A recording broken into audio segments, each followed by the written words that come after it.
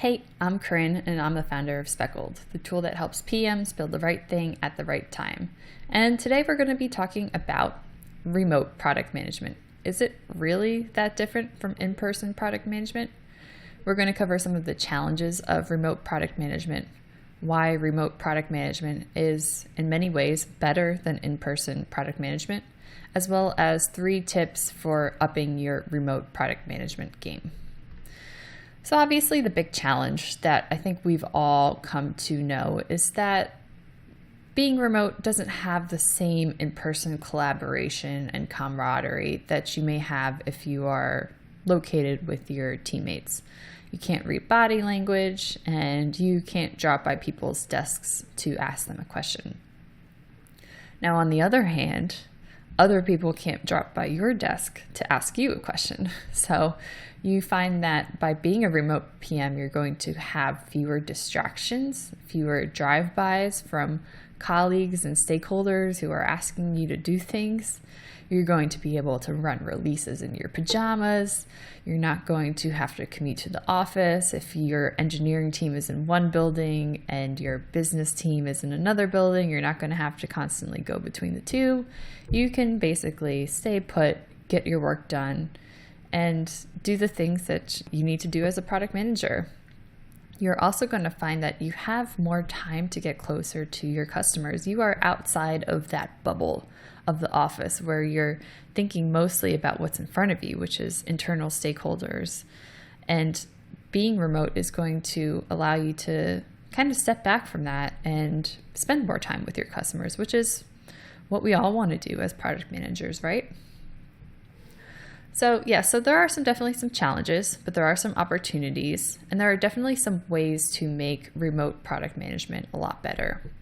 So we'll cover 3 of those things. And the first one is to go 100% remote or bust. If you have a split team, if some people are in the office and some people are remote, it's going to make it a lot more difficult than it needs to be. So if you're joining a team as a remote PM, make sure you ask and see if your teammates are going to be all remote, all in the office, or some kind of split between the two. And ideally, you're looking for a 100% remote team if you're going to be joining as a remote PM. Okay, second thing is have in-person retreats. Yes, this may not be plausible at the moment, but once this whole pandemic lifts, a lot of people will probably stay remote and add in-person retreats, because in-person retreats help you get all of that energy and camaraderie that is developed in person that you can't get remote. And that energy, trust me, it carries for a while. So if you have a couple of in-person retreats or in-person meetings every year, you're going to have a lot of the advantages of being in person as well as the advantages of being remote. And the third thing you can do to make remote product management better is to use all of these communication tools to your advantage.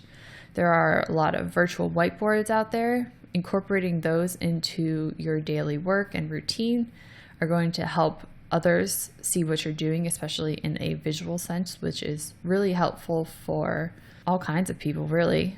You're going to learn how to write better. By writing better, because you're going to have to be writing better because of Slack, email, and all the stuff that isn't on Zoom or video calls or whatever kind of synchronous communication. Written communication is going to be great for those nuanced conversations that you need to have. Tricky stakeholder conversations are fantastic for written communication. You're going to be able to write out your arguments and make sure you're saying it in just the way you want. So definitely use those communication tools to your advantage. The virtual whiteboards, the remote specific tools that are coming out, the written communication. Use Zoom for remote happy hours and for culture building. There's going to be a lot of communication tools out there. So make sure that you understand a lot of them and you pick and choose which ones are going to be best for your situation. And finally, product management doesn't have to be done in person. The fundamentals are the same. you still have to communicate with your customers. You still have to manage your stakeholders. You still have to make sure you have control of your roadmap, that you're setting strategy right. All those things are still happening as a remote PM. It's just that you're not doing it in person.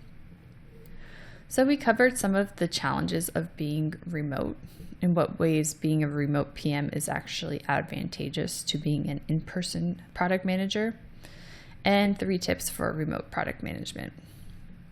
If you like this content, be sure to subscribe to our blog at getspeckled.com/blog.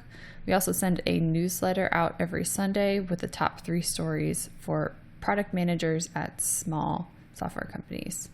In the meantime, enjoy the remote PM life.